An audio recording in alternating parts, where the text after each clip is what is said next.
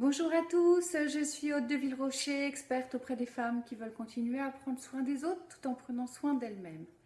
Il y a une question qui revient très souvent en consultation qui est la gestion du temps des tablettes ou des téléphones ou éventuellement des ordinateurs avec les enfants. Les parents se trouvent confrontés à la frénésie de consommation de ces objets par leurs enfants. Mais au-delà de la frénésie, c'est le côté addictif des jeux qui permettent de gagner une étape, puis une autre étape, puis une autre étape.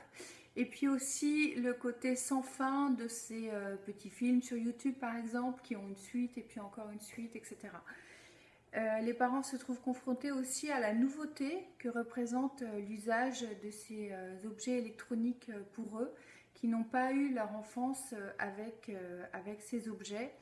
Je sais, ça fait un peu vieux de dire ça, mais il n'empêche que c'est une réalité et que c'est vrai que cela laisse un peu parfois perplexe et un peu dans l'embarras sur quoi faire, comment faire, quelles limites poser. Et puis, les parents se trouvent aussi confrontés à la difficulté causée par la présence des réseaux sociaux sur ces appareils qui font que les enfants, ou en tout cas c'est surtout les adolescents, vont expliquer que c'est par ce biais-là qu'ils sont dans un système de socialisation avec leur père. Et pourquoi ça fait quelque chose de compliqué pour les parents? C'est parce que la question qui arrive est tout de suite, si je le prive de l'usage de ces réseaux, de ce téléphone, il risque d'être coupé des autres. Alors, ces trois questions sont totalement légitimes et je voudrais le dire pour déculpabiliser les parents qui se sentent un petit peu perplexes et sans réponse face à l'envahissement éventuellement de ces outils qui sont totalement chronophages dans la vie de leurs enfants. Les déculpabiliser, mais les inviter vraiment à réfléchir déjà sur leur propre relation à ces supports technologiques, leur propre relation à leur téléphone, à leur mail, éventuellement aux réseaux sociaux sur lesquels ils sont eux-mêmes, afin de pouvoir déposer une parole juste auprès de leur enfant.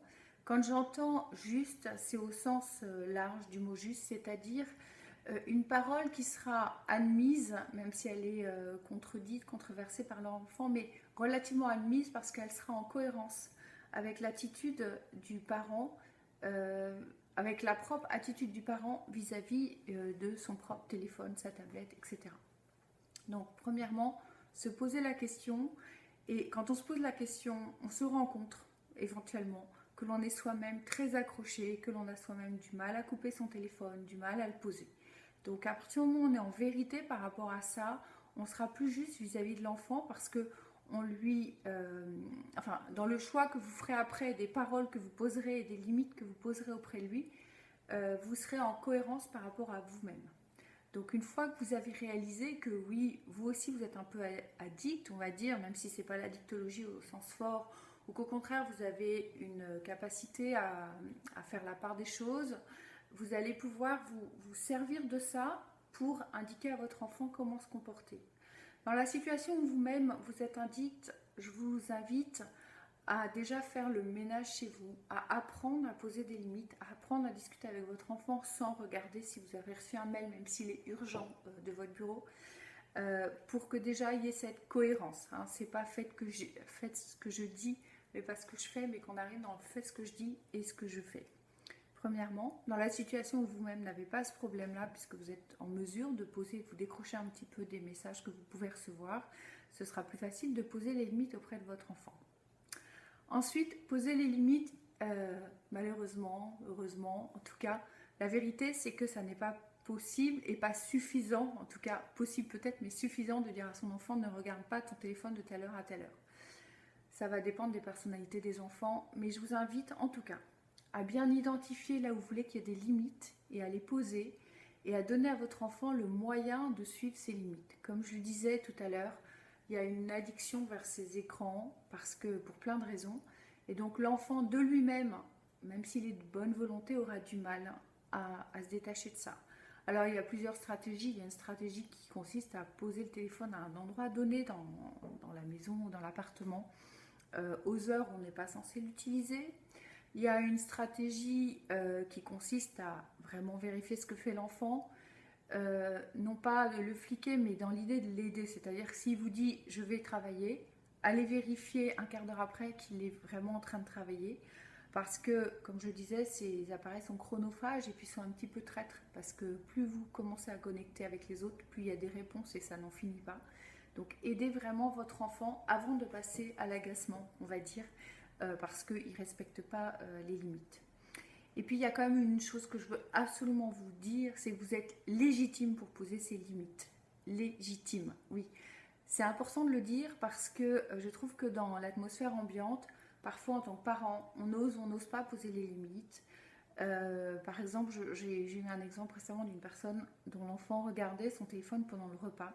Donc ça, je pense que c'est juste infernal. Donc les limites, c'est ça, c'est de dire, pendant le repas, on est tous ensemble. Enfin, infernal. Évidemment, je veux heurter personne, hein, vous avez tous vos habitudes familiales, mais j'essaye de vous présenter une position qui me paraît saine pour le développement et l'équilibre de votre famille. Donc, les portables, pas à table. Les portables, pas pendant le film. C'est des règles qui peuvent être édictées en famille. On peut très bien dire, est-ce que vous êtes d'accord avec ça si vous pensez que c'est plus facile dans votre mode éducatif. Mais je vous invite vraiment à poser ces règles. Et si vous le faites de manière juste, vous serez plus entendu. Mais surtout, dites-vous que vos enfants ont besoin de ces règles pour mettre des limites. Et souvent, ils sont les premiers à le reconnaître. Ils sont les premiers à reconnaître qu'ils se font dévorer, qu'ils n'arrivent pas à s'arrêter. Donc, ils ont envie de votre soutien, même s'ils vont avoir un discours contradictoire par rapport à ça. Et puis, le dernier point sur lequel je voulais revenir, c'est que vous n'êtes pas les seuls parents à poser des limites. Et même si on vous dit que tout le monde a le droit de, d'abord, c'est pas sûr. C'est même pas sûr du tout. Et ensuite, même si tous les autres ont le droit de, vous avez le droit, vous, de poser des limites un petit peu différentes. Voilà. J'espère que cela va vous aider à réfléchir et à mettre en place des choses qui vous conviennent chez vous. Et une fois de plus, je vous souhaite vraiment de l'expérimenter et je vous dis à très bientôt, éventuellement sur mon site internet www.soignantdanslemonde.com sur lequel vous trouverez d'autres vidéos sur des sujets d'éducation et de développement personnel. À très bientôt.